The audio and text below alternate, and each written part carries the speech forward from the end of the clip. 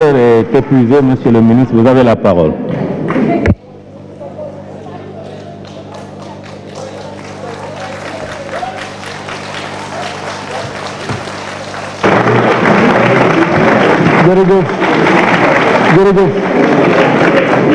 Je vous remercie, Monsieur le Président de l'Assemblée nationale, Monsieur le ministre, chers collègues, Mesdames et Messieurs, honorables députés.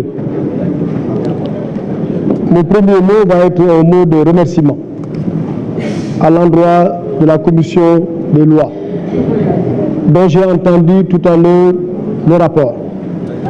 Monsieur le Président, je vous remercie pour l'atmosphère de travail dans laquelle vous nous avez installés. Nous avons pu échanger avec les membres de la Commission sur la teneur du projet de révision de la Constitution. Et nous voudrions vous féliciter pour la qualité du rapport qui a été lu tout à l'heure. Je voudrais aussi, Monsieur le Président de l'Assemblée nationale, remercier les honorables députés qui ont pris la parole depuis ce matin, qui pour nous féliciter, qui pour nous remercier, qui pour nous encourager, qui pour formuler des questions pertinentes, qui parfois même pour formuler des propositions d'amendement dont votre Assemblée jugera la pertinence pour améliorer la qualité des textes. Cela dit, tout à l'heure nous avons parlé d'un honorable député, distingué député, parce que président du groupe parlementaire de l'opposition, l'honorable Birame Souleye Diop. Et lorsque j'ai quitté les travaux de la commission, j'ai dit à M. le Président de la République, Excellence, j'ai été impressionné par la belle unanimité des députés qui ont tous plaidé la clémence en faveur de collègue, l'honorable Birame Souleye Diop. Et je dois dire l'autre jour que quand j'ai entendu les députés parler d'une seule voix pour faire le plaidoyer en faveur de collègues, j'étais fier de l'Assemblée nationale du Sénégal. Et j'étais fier de cet esprit qui prévaut au niveau de l'Assemblée nationale. J'en ai rendu compte à M. le Président de la République. Et comme je vous l'avais dit, les propos étaient très graves. Très graves parce qu'il s'agissait tout de même d'accusations graves à l'encontre d'un chef d'État, d'un président de la République, d'un État étranger. Ce qui était susceptible de dégrader les relations diplomatiques entre le Sénégal et ce pays. Ce qui pouvait aussi mettre en danger la vie de milliers de compatriotes qui vivent dans ce pays. J'avais dit qu'au plan interne, ça ne posait pas de problème parce que le président Macky Sall pardonne toujours à ceux qui l'insultent. Le président est très tolérant, c'est un démocrate, ouvert, comprenant qu'il vit dans un pays démocratique. Mais lorsque ces propos s'adressent à un autre chef d'État, il y avait une autre dimension dont il faut aller tenir compte, et c'est ça qui a compliqué un peu la situation. Mais le président nous a recommandé la clémence, et les autorités judiciaires ont fait montre de compréhension. Et l'honorable Birame Souleye Diop a pu retrouver sa famille. Et c'est ça le Sénégal. Il n'y a pas aujourd'hui une volonté du pouvoir de traquer des politiques, de traquer des opposants, de mettre des gens en prison. Pas du tout. Pas du tout. Ce n'est pas ce qui intéresse le pouvoir. Ce n'est pas ce qui intéresse M. le Président de la République. Mais nous sommes un pays où l'État doit assurer ses missions régaliennes. Quand il y a des gens qui se lèvent pour casser, quand il y a des gens qui se lèvent pour troubler l'ordre public, pour piller, il faut que l'État soit debout. Sinon, l'État ne respecte pas sa mission régalienne. Quand il y a un ou des Sénégalais qui veulent organiser des manifestations, faire des caravanes, qui sèment la mort, il faut que l'État soit debout. Il faut que l'État tienne, il faut que l'État protège les populations, les biens, les services. C'est juste ça qui se passe. Les gens qui sont en prison, ce ne sont pas des innocents. Il n'y a aucun innocent en prison. Ou alors c'est par erreur. Ceux qui sont en prison, ce sont des gens qui ont été arrêtés sur les théâtres des opérations, en train de prendre part à des manifestations interdites, en train de piller, en train de casser des magasins, en train de brûler des maisons des gens. C'est pour ça que ces gens sont en prison. Et ça, l'État est prêt à faire face à ses responsabilités. Mais il n'est pas question d'arrêter des Sénégalais, députés ou pas, s'ils ne sont responsables d'aucun trouble à l'ordre public ou d'aucune autre faute. Monsieur le Président, ces considérations faites, je voulais juste dire un mot sur la procédure d'urgence. Souvent les gens disent, vous nous avez convoqué d'urgence. L'urgence, ça signifie quoi? C'est juste une procédure accélérée. Ça, on va plus vite. Pourquoi? La session ordinaire est terminée. Tout à l'heure, des explications très claires ont été données sur le sens de la session ordinaire qui a été clôturée. Le dialogue national a livré ses conclusions. Mais il faut transformer ces conclusions en loi. Il faut que la représentation nationale se réunisse. D'où la nécessité de la convocation d'une session extraordinaire. Mais le temps est limité, vous savez, dans le texte. Il faut donc aller de façon accélérée. C'est cette procédure accélérée qu'on appelle l'urgence. La traduction dans la pratique, c'est quoi? C'est que les délais sont réduits de moitié, c'est tout, pour aller plus vite. Donc, ce n'est pas qu'il y a urgence dans le pays ou non. La procédure d'urgence, c'est juste, dans certains pays, on l'appelle plutôt comme ça. C'est juste une procédure accélérée. Bien des choses ont été dites sur l'exposé des motifs. L'exposé des motifs ne fait pas partie de la loi. On aurait pu venir à l'Assemblée sans exposé des motifs. On dépose juste la loi. L'exposé des motifs n'est pas partie intégrante de la loi. L'exposé des motifs n'a pas de dimension normative. L'exposé des motifs ne compte pas en réalité. C'est le corps du texte, la teneur normative, les articles. C'est ça qui constitue du droit, qui constitue un texte juridique et qui peut faire l'objet de discussion ou de délibération ici à l'Assemblée. L'exposé des motifs, c'est simplement un document de plaidoyer. C'est une sorte d'introduction littéraire du texte législatif et réglementaire. L'amendement, oui, nous l'avons signé parce que nous sommes le commissaire du gouvernement. En droit politique, constitutionnel, parlementaire, tout n'est pas écrit. Il y a des choses qui sont écrites dans la Constitution, d'autres qui sont écrites dans certaines lois, parfois dans le règlement intérieur, mais beaucoup de choses relèvent de l'usage, des coutumes, des pratiques, des us. C'est comme le fonctionnement de l'Assemblée nationale. Tout n'est pas écrit. Il y a beaucoup de choses qui relèvent des usages parlementaires. Oui, le ministre qui représente le président de la République et le gouvernement peut, au nom du président de la République et au nom du gouvernement et en tant que commissaire du gouvernement, signer les amendements le cas échéant. C'est ce qui a été fait. Je voulais lever un petit malentendu sur le retrait de l'article 87 du projet de révision de la Constitution. Oui, il était prévu dans le projet initial que la disposition qui limite le pouvoir du président de la République de ne pas pouvoir dissoudre dans les 2 premières années de législature soit révisée. Il était question soit de réduire cette période de 2 ans à 1 an, soit simplement de supprimer cette limitation. Mais justement, voilà une révision, je reviendrai tout à l'heure d'ailleurs pour toute la révision, une révision dans laquelle le président de la République n'avait aucun intérêt. Aucun intérêt. Il avait essentiellement 2 préoccupations. La première était une préoccupation objective, rationnelle, intemporelle, qui intéresse le système politique dans son fonctionnement. Le président a l'habitude de dire « j'ai fait 11 ans, j'ai fait 11 élections ». Il nous faut au Sénégal arriver à un système de rationalisation des élections, notamment tenir les législatives immédiatement après la présidentielle et permettre peut-être à mi-mandat l'organisation d'élections locales. Comme ça, au cours de 5 ans, on peut avoir maximum 2 périodes électorales. Rationaliser le calendrier électoral pour que le pays ne soit pas toujours en campagne électorale permanente, pour qu'on ne soit pas toujours préoccupé par les élections. Donc la préoccupation du président, c'était la rationalisation du calendrier électoral. Il faut bien qu'on y arrive un jour. Je ne sais pas quand. On avait l'occasion de le faire. On ne l'a pas fait parce que le président a privilégié le consensus. Mais il faudrait qu'on en arrive à un moment de l'histoire du Sénégal où on élit un président de la République et au lendemain de cette élection, quelques semaines, voire quelques mois ou plus tard, qu'on puisse organiser des élections législatives. Pour qu'il y ait coïncidence, confluence, harmonie entre la majorité présidentielle et la majorité législative. Parce que c'est ça aussi qui fonde la stabilité des régimes politiques. Vous avez vu les Français, ils ont réussi maintenant. Ils ont harmonisé les mandats, le président a élu pour un mandat de 5 ans, les députés pour un mandat de 5 ans, nous l'avons fait ici aussi. Maintenant, il reste à avoir un calendrier électoral qui permet de la stabilité. On élit le président et immédiatement après, on l'accompagne par une majorité parlementaire. C'est ça qui est cohérent, c'est ça qui est logique. Le président, personnellement, n'y avait aucun intérêt. Il pensait donc au calendrier électoral, mécanisme de rationalisation de la stabilité politique. Et deuxièmement, il a pensé aussi à son successeur, pas à lui, mais à son successeur.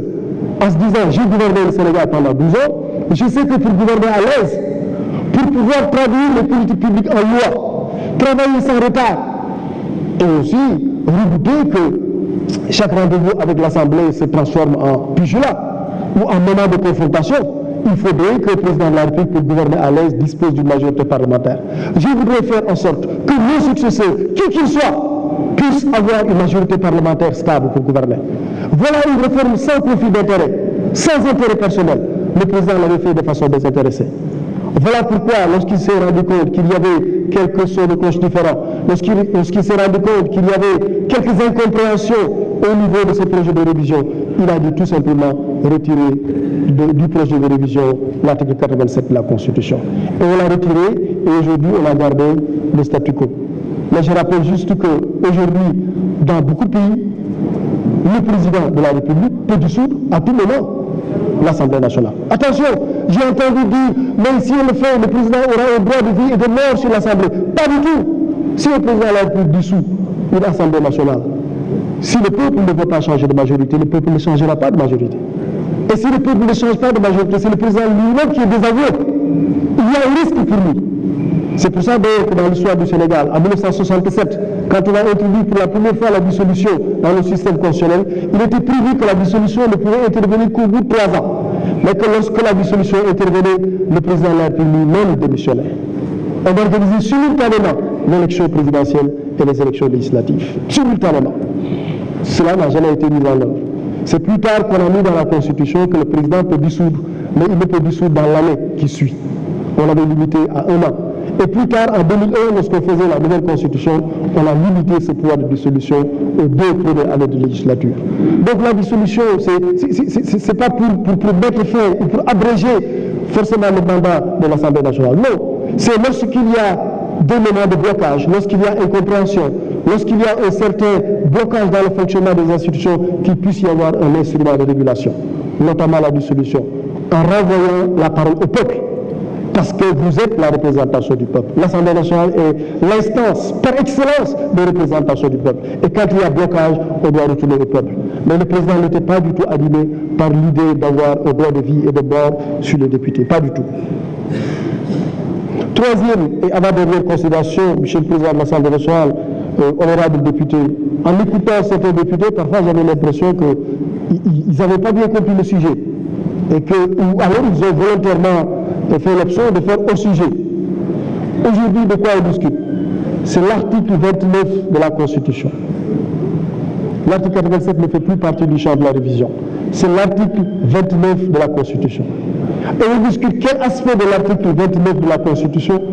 On discute de l'élargissement du parrainage, de la diversification du parrainage, de l'optionnalisation du parrainage, de la pluralisation du parrainage, de la multiplication des modes de parrainage. Jusque-là, on n'avait plus de parrainage citoyen. Désormais, on a un parrainage par les députés et s'y ajoute un parrainage par les élus territoriaux. C'est ça le sujet. Et donc, quand j'entends déjà dire que vous voulez bloquer Ousmane Sonko, je dis quel rapport entre Ousmane Sonko et le parrainage? Ou alors il n'est pas compris le sujet. Et il faut comprendre le sujet. Il faut être dans le sujet. Même les élèves, les premières choses qu'on leur apprend, c'est ça. Ne réfléchissez pas hors du sujet. Ne vous exprimez pas hors du sujet. Restez dans le sujet. Maintenant, ceux qui ont parlé de manage le contrôle du parrainage, ceux qui ont parlé de la réhabilitation, j'ai même vu dans la presse, la réhabilitation des 2 cas. Non, désolé, la réhabilitation des 2 cas, ce n'est pas aujourd'hui, c'est dans quelques jours. Parce que la réforme, c'est 2 temps. Le temps constitutionnel, le temps législatif. Aujourd'hui, c'est le temps constitutionnel. Aujourd'hui, on ne parle que de l'article 29. Aujourd'hui, on ne parle que de parrainage. Dans quelques jours, le ministre de l'Intérieur viendra ici. Et c'est là qu'on parlera des conditions de recevabilité des élections. Et c'est là qu'on verra comment maintenant ceux qui ont bénéficié du droit de grâce sont réintégrés dans le système électoral. C'est ça, il ne faut pas se tromper. Donc pour certaines questions, il faut attendre l'arrivée du ministère de l'Intérieur. Dernière considération, Monsieur le Président, c'est sur cette réforme-là. La réforme, comme je l'ai dit, qu'est-ce qu'elle apporte? Le parrainage citoyen existait déjà. On dit souvent depuis 2010, depuis 2018, mais bien avant 2018. En réalité, le système de parrainage citoyen est introduit dans la Constitution au moins depuis 1991. Parce qu'on le sait, les candidatures à l'élection présidentielle dans notre pays sont présentées par un parti politique ou une coalition de partis politiques. Et en 1991, il était prévu que lorsque vous n'êtes pas parrainé, ou lorsque la candidature électorale dans 500, dans 6 régions au moins. Ça, c'était pour les candidats indépendants. Et bien en 2018, on a harmonisé. On a dit qu'il n'y a plus de représentation par les partis politiques. Désormais, toute candidature, pour être recevable, doit être plus. Ça, c'est en 2018. Donc, il y a une sorte de, comment dire, c'est la fin de la discrimination. Parce que pendant longtemps, quand on a été parti politique, même 2 ou 3 personnes, la candidature était libre. Quand on était indépendant, c'est là que vous exigez les parrainages. Maintenant, il y a une sorte d'égalisation des candidats. Candidats émanant d'un parti politique ou candidats indépendants, vous êtes obligés d'administrer la preuve de représentativité minimale à travers le parrainage. Eh bien, il y a eu une discussion. Le parrainage, Seydou Diouf l'a rappelé, il était président de la commission des lois. Par le hasard de l'histoire, moi aussi j'étais garde des Sceaux et j'étais venu défendre le parrainage. Que va-t-on entendu contre le parrainage? Mais au fond, ça n'avait pas de sens. Pluraliste comme le Sénégal, où vous pouvez avoir des dizaines, voire des centaines de candidatures, mais il faudrait bien qu'il y ait un filtre. Il faudrait bien qu'il y ait un filtre. Certaines démocraties ont fait l'option d'un filtre par les élus. C'est le système en France. On dit qu'il faut avoir la signature de 500 élus, maires, députés, sénateurs, etc. Et pendant longtemps, d'ailleurs, c'était 500 qui parrainaient de façon confidentielle. Aujourd'hui, le parrainage est public. C'est-à-dire en France, quand vous publiez, au public, le Conseil constitutionnel, désormais, publie la liste des parrains. Donc on ne peut pas dire que non, mais dans ce cas, vous violez le secret du vote. Non, on publie la liste des parrains. Pour autant, vous voyez parfois des gens de gauche qui parrainent des gens de droite, mais ils ne votent pas forcément dans le même sens. La configuration de l'Assemblée nationale, la configuration au niveau des collectivités, de la carte des collectivités territoriales du pays, faisait qu'au fond, c'est le parti au pouvoir qui allait être privilégié. Bien citoyen. Et quand on a fait le parrainage citoyen, mais tous les candidats qui sont plus ou moins représentatifs dans le pays n'ont pas eu de problème pour avoir le parrainage. Même les candidats Karim Wade, ils avaient le parrainage. Leurs candidatures ont échappé sur d'autres considérations, notamment l'exigence de jouir de ses droits civils et politiques. Mais il n'y a pas eu de problème. L'une elle-même violerait les lois. Pourquoi la Cour peut s'immiscer dans notre monde de souveraineté et de dicter les lois opérationnelles de mise en œuvre du parrainage? Pas du tout, ça n'a pas de sens. La Cour nous a dit, revoyez votre système de parrainage comme il fait l'objet de critiques et de récriminations. Ce qui a été fait. Et puis le système de parrainage a été revu. Désormais, on dit, vous êtes contre le parrainage citoyen. Si vous ne voulez pas du système de parrainage citoyen, ou si vous ne pouvez pas satisfaire aux exigences du parrainage citoyen, ben vous avez d'autres options. Vous avez d'autres alternatives. La paresse de parcourir tous les territoires, et si vous avez une représentation parlementaire correcte, ben, désormais 20% de vos députés peuvent vous parrainer. Si vous ne voulez pas, si vous n'avez pas une représentation parlementaire significative, vous pouvez avoir aujourd'hui un nombre de chefs d'exécutif territorial, 121. Maintenant, certains ont dit, bon, chef d'exécutif territorial, ce n'est pas si précis que ça. L'honorable Bargué l'a dit, il faut être maire, président du conseil départemental. Je dis, peut-être bien que oui, mais peut-être bien que non. Pourquoi? Parce qu'il y a tout de même un exposé des motifs. Je ne remets pas en cause ce que j'avais dit, l'exposé des motifs n'a pas de valeur normative, n'a pas de portée normative.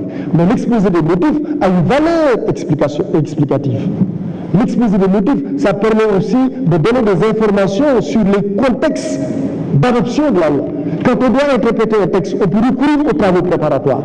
Et ici, l'exposé des motifs relate un peu ces travaux préparatoires. Et dans l'exposé des motifs, il est bien précisé, entre parenthèses, maire ou président du conseil départemental. Malheureusement, dans un texte normatif, comme une constitution ou une loi, on ne peut pas mettre dans entre parenthèses. On ne peut pas. On peut, vous avez raison, dire carrément, président du conseil départemental, maire. Mais le risque, c'est quoi? C'est que demain, si vous changez l'appellation de ces autorités, ça pose problème. Et c'est arrivé. Pendant longtemps, les maires des communes rurales, c'était les présidents du conseil rural. Maintenant, on les a appelés maires. Et si on l'avait mis dans la Constitution, on serait obligé de venir dans la Constitution aussi pour changer les appellations. C'est pour ça que parfois, quand vous êtes à ce stade, il vaut mieux opter pour des formules juridiques qui permettent de s'adapter aux écritures constitutionnelles postérieures. Voilà, mais c'est une critique qu'on peut bien entendre. Donc, moi je pense que le parrainage que nous avons aujourd'hui, c'est un parrainage qui a été amélioré, parce que c'est ça aussi le progrès démocratique. Le progrès démocratique, c'est que les institutions, les normes, les mécanismes, les techniques ne se créent pas comme ça, du jour au lendemain et font plaisir à tout le monde. Non. Vous inventez une institution, un mécanisme, vous l'expérimentez. L'expérience montre les insuffisances. Vous corrigez, vous adaptez. Et c'est ça qui est arrivé avec le parrainage. On l'a inventé en 2018, en tout cas on l'a mis en œuvre en 2019. Ça avait marché. On avait quoi? On avait l'une des plus belles élections présidentielles du Sénégal. 5 candidats. Le pays était relativement calme. À l'époque, l'opinion a prêté plus attention au discours des candidats. Même dans les médias, les candidats qui ne sont pas des adversaires comme disait Pierre Miran, mais qui sont simplement des concurrents, chacun a eu la possibilité, l'opportunité d'expliquer plus ou moins son programme. Au lieu de 3 minutes qu'on donnait à la ribambelle des candidats, non, ici on pouvait donner 10 à 15 minutes à chaque candidat. Il n'y avait pas plus de brouillage et dans la lisibilité du message politique. Ça a été une élection présidentielle correcte où on avait des candidatures significatives. Donc, je pense que ce parrainage aujourd'hui, avec sa diversification, avec son caractère optionnel, est incontestablement un progrès démocratique. En 2018, oui, quand on l'a inventé, c'était encore critiquable, il y avait des insuffisances, c'est normal, c'était pas parfait, mais aujourd'hui, on peut dire que, autant en 2018, on avait posé un pas démocratique, aujourd'hui, on a fait un pas démocratique supplémentaire. En permettant aux éventuels candidats d'avoir le choix entre un parrainage populaire